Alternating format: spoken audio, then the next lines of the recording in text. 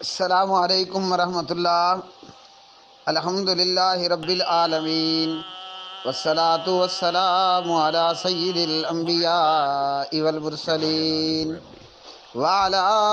آلہ وازواجہ واصحابہ اجمعین، اما بعد۔ پیارے بھائی، سوال آپ کا، ایک بریلوی عالم دین جنہوں نے یہ بیان دیا اور یہ کلپ ریکارڈ کروایا کہ شیعہ کی اذان دہشت گردی ہے، اور اس پر ایک حکومتی وزیر طاہر اشرفی نے کہا کہ جو اس طرح کی بات کرے وہ خود دہشت گرد ہوگا۔ اس متعلق شریعت، اسلام اور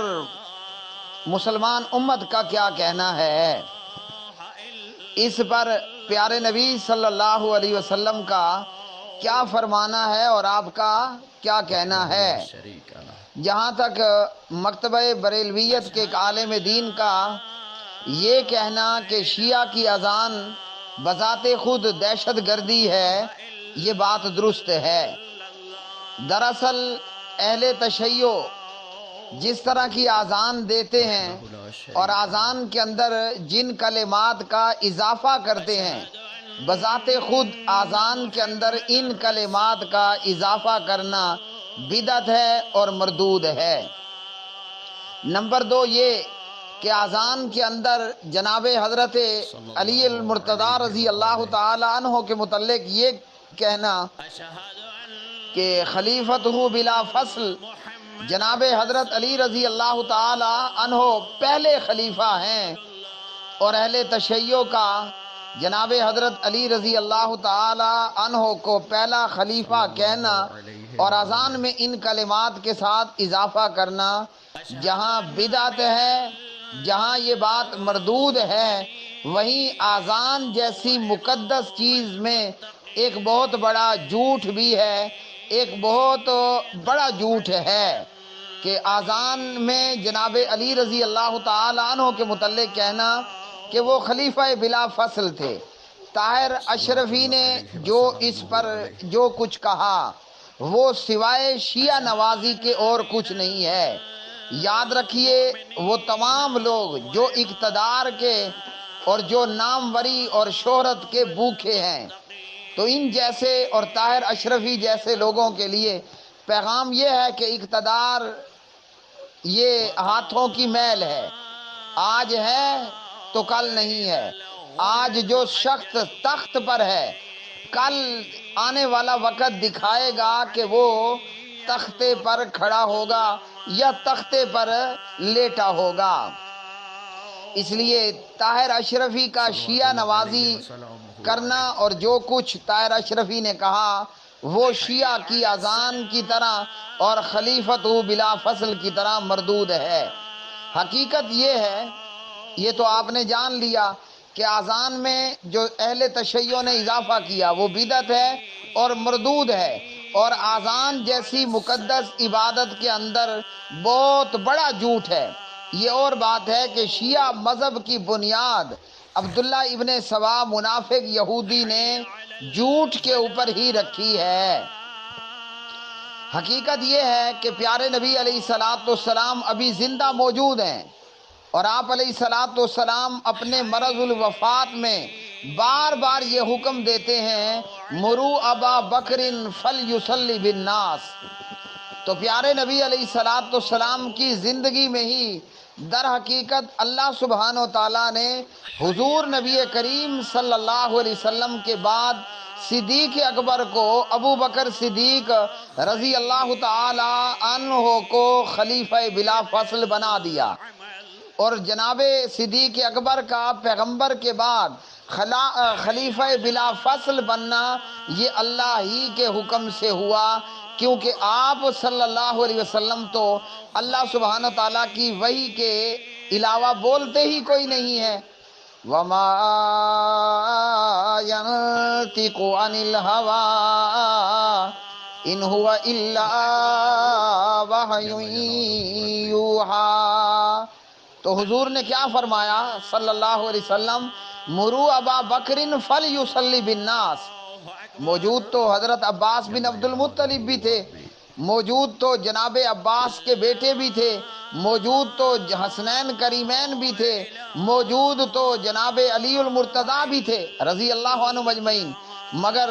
آمنہ کے لال عبداللہ کے یتیم امام مسجد نبوی امام الانبیاء جناب محمد الرسول اللہ صلی اللہ علیہ وسلم فرما رہے ہیں کہ ابو بکر کو حکم کرو کہ وہ لوگوں کو نماز پڑھائے۔ یہ بنیاد تھی، ہاں جی، یہ کنکریٹ تھی نبی پاک صلی اللہ علیہ وسلم کے بعد جناب صدیق اکبر رضی اللہ تعالی عنہ کے متعلق خلیفہ بلا فصل اور خلافت بلا فصل ہونے کی۔ آپ علیہ الصلوۃ والسلام فوت ہوتے ہیں، مومنین مسلمین اہل بیت علیہ السلام بالاتفاق جناب صدیق اکبر کو خلافت بلا فصل سونپتے ہیں، اور آپ صلی اللہ علیہ وسلم کے بعد تقریباً 2.25 سال جناب صدیق اکبر رضی اللہ تعالیٰ عنہ خلیفہ بلا فصل رہے۔ حضرت علی المرتضیٰ نے ابو بکر کے ہاتھ پر بیعت کی، حضرت علی المرتضیٰ ابو بکر کے پیچھے نماز پڑھتے رہے، اور ابو بکر رضی اللہ عنہ کی وفات کے بعد تقریباً 10 سال جناب حضرت امام عمر ابن خطاب رضی اللہ تعالی عنہ وہ مومنوں کے اور مسلمانوں کے اور اہل بیت کے دوسرے امام اور دوسرے خلیفہ رہے، اور اسے جناب علی المرتضیٰ نے بھی تسلیم فرمایا علیہ السلام۔ علی المرتضیٰ عمر کی خلافت میں عمر کی بیعت بھی کرتے ہیں اور عمر کے پیچھے نمازیں بھی ادا کرتے ہیں۔ عمر رضی اللہ عنہ کی شہادت کے بعد، عمر رضی اللہ تعالی عنہ کی شہادت کے بعد جناب عثمان بن عفان، حضرت عثمان ذو النورین رضی اللہ تعالی عنہ، جو حضور کی 2 بیٹیوں کے یکے بعد دیگرے خامن تھے، حضرت رقیہ اور حضرت ام کلثوم صلوات اللہ وسلام اللہ علیہما، ان کے خامن، تو جناب عمر کی شہادت کے بعد مسلمانوں کی شورا نے جناب عثمان کو تیسرا خلیفہ اور تیسرا امام بنایا، اور جناب عثمان تقریباً 12 سال مومنین کے، مسلمین کے، اہل بیت کے، آل رسول کے، آل علی کے، آل عباس کے، آل جعفر کے علیہ السلام تیسرے امام اور تیسرے خلیفہ رہے۔ اور جب جناب حضرت عثمان رضی اللہ تعالی عنہ شہید کیے جاتے ہیں، تو پھر جناب حضرت امام علی المرتضیٰ رضی اللہ تعالی عنہ کو مسلمانوں کا چوتھا خلیفہ اور چوتھا امام بنایا جاتا ہے۔ تو یہ کتنے سال ہو گئے؟ 2.25 10 اور 12، کل ملا کر تقریباً پیارے نبی حضرت محمد بن عبداللہ محمد الرسول اللہ صلی اللہ علیہ وسلم کی وفات کے 25 سال بعد، 25 ایئرز بعد جناب حضرت علی رضی اللہ تعالی عنہ خلیفہ بنتے ہیں اور مسلمانوں کے چوتھے امام بنتے ہیں۔ تو بندے دے پترو، یہ خلیفہ بلا فاصل کیسے ہو گیا؟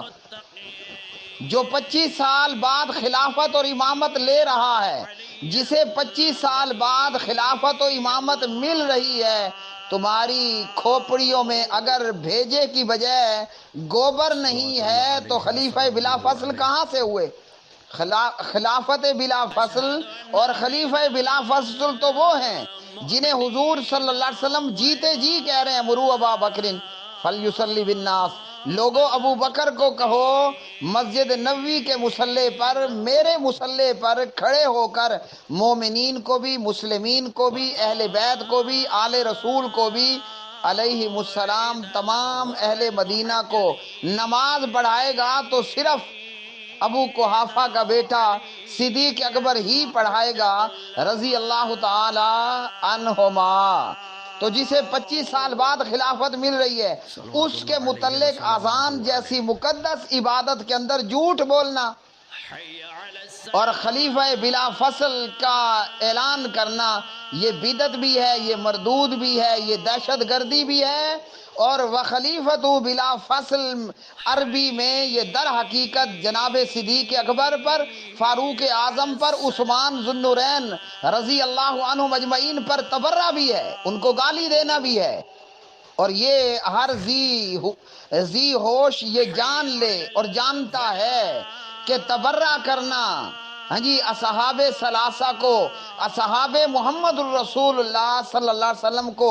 گالم گلوچ کرنا ابن سبا کا مذہب ہے، اہل ابن سبا کا مذہب ہے،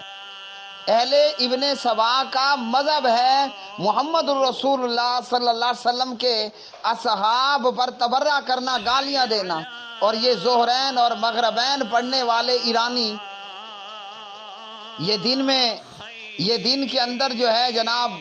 ظہرین میں ایک اذان اور مغربین میں ایک اذان اور پھر نماز فجر، تو یہ تقریباً اپنی 3 اذانوں کے اندر بدعت کا ارتکاب کرتے ہیں، مردودیت کا ارتکاب کرتے ہیں۔ خلیفۃ بلا فصل کہہ کر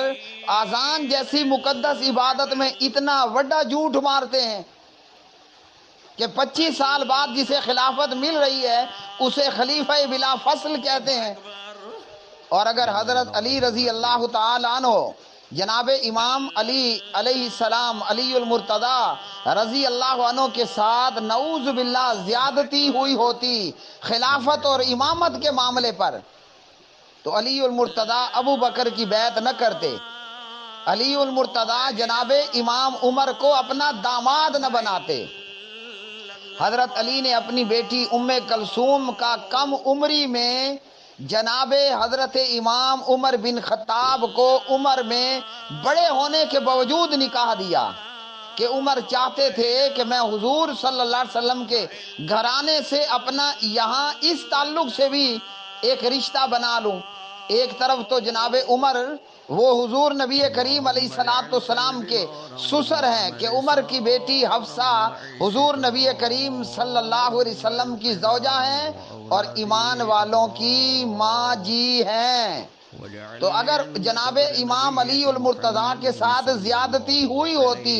تو کوئی زیادتی کرنے والوں کو نعوذ باللہ اپنا داماد بناتا ہے۔ اور پھر علی جیسا شیر خدا، علی جیسا جرأت اور بہادری رکھنے والا، وہ علی جس نے مرحب جیسے یہودی پہلوان کو تلوار کے ایک وار میں کاٹ کر کے 2 ٹکڑوں میں کر دیا، اللہ اکبر، وہ اپنے ساتھ زیادتی کرنے والوں کو اپنا داماد بنائے گا۔ اور یہ بات تاریخ کی کتابوں میں لکھی ہے، اور یہ بات ایرانی اہل تشیع کی کتابوں میں لکھی موجود ہے۔ جب بلوائیوں نے حضرت عثمان کے گھر کا محاصرہ کیا، علی نے حسنین کریمین کی ڈیوٹی لگائی کہ جاؤ اپنے خالو عثمان کے دروازے پر پہرا دو، تو کوئی زیادتی کرنے والوں کی جان کی حفاظت کرتا ہے یا جان کے درپے ہوتا ہے؟ تو شیعہ کی اذان دہشت گردی کی علامت بھی ہے، شیعہ کی اذان بدعت اور مردود بھی ہے۔ خیر شیعہ ویسے سارے کا سارا ہی مردود ہے۔